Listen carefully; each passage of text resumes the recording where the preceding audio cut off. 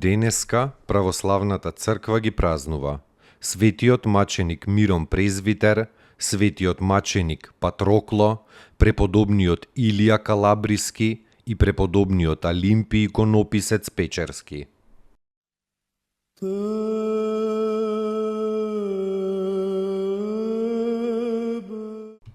Светиот маченик Мирон Презвитер бил свештеник во некое место во Ахаја, од богат и угледен род, по природа благ и кроток, боголюбив и човеколюбив.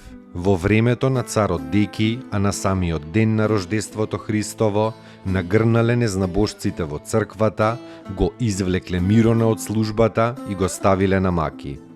При мачењето во огнот, ангел му се јавил и го подкрепил. Потоа почнале да му ја сечат кожата на ленти, од главата па се до нозете.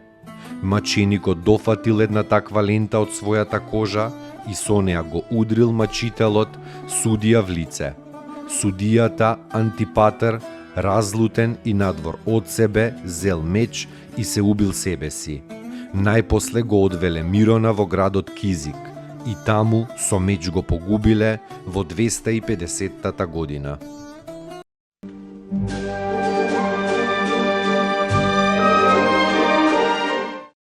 Поуки од светите отци. Пред тајната на човекот, секоја љубов во себе содржи одговорност. Затоа потребна е непоколеблива вера. Таква вера што е во состојба да ја види тајната на човекот. Таа тајна неможно е да биде видена со видот, со очите. Митрополит Антониј Блум.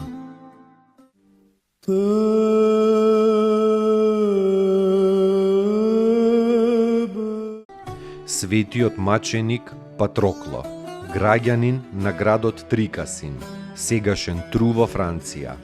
Наследил голем имот од родителите и како вистински христијанин, од тоа им давал милостина на бедните по цел ден, а самиот живеел подвижнички, земајки храна само еднаш дневно и тоа по заоѓањето на сонцето. Поради светоста на животот, Господ му дал моќ на исцелување, така како чудотворен исцелител бил насекаде познат.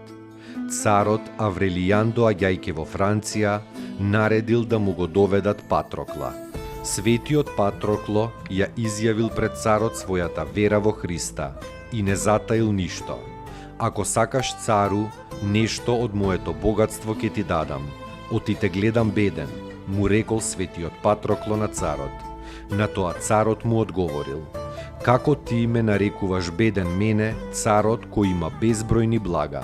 Светиот Патрокло рекол: имаш само овоземни минливи блага, но си беден, оти ни самиот себе си се немаш, ниту верата Христова ти е во срцето.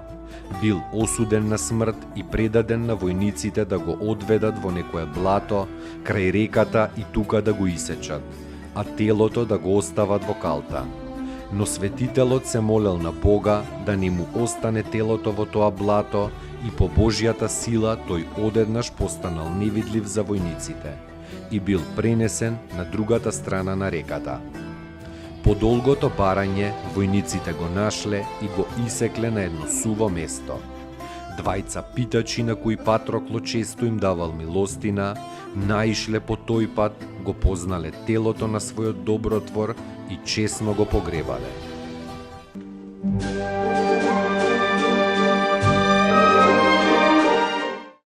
Поуки од светите отци.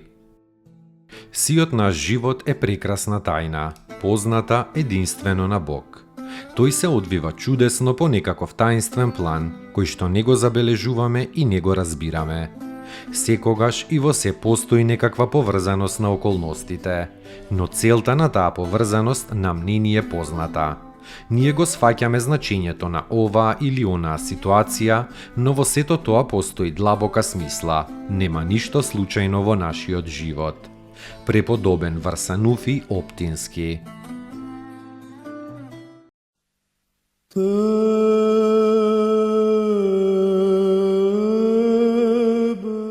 Преподобниот Илија Калабриски, грк по потекло и настојател на манастирот Меликука во Калабрија, во јужна Италија. Во времето на иконоборството на исток, многу источни монаси прибегнале со иконите во Калабрија. Со време во Калабрија многу се распространил монашкиот живот. Калабриските монаси се одликували со голема ученост и со голема строгост на животот. Едно време толку многу православни манастири и монаси имало во Калабрија, што ја споредувале со древниот Мисир во Египет. Православната Калабрија подоцна низ вековите потпаѓала под власта на охридските архиепископи. Преподобниот Илија се упокоил во Солун во 903 година.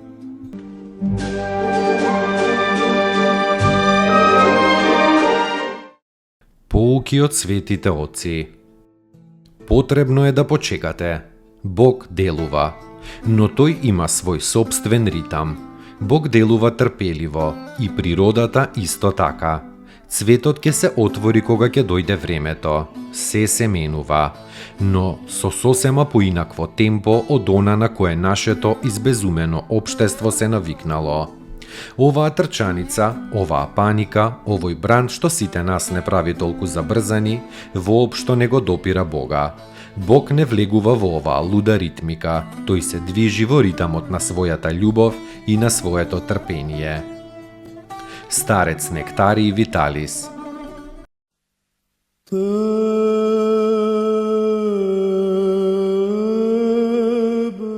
Преподобниот Алимпи, иконописец Печерски.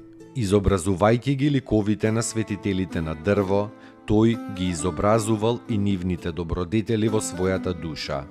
Исцелил човек од губа, видел ангел Божи и во старост завршил мирно во Господа, во 1114 година. Достойно ест Јаково истину, блажити Тја Богородицу, присно блаженују и пренепорочнују и Матер Бога нашего, честнейшую Херувим и славнейшую без сравнения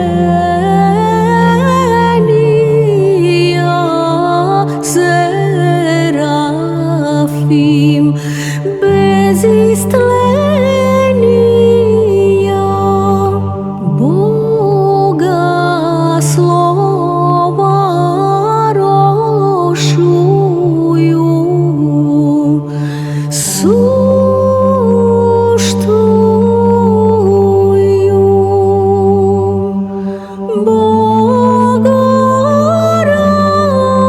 Богородицу, Тја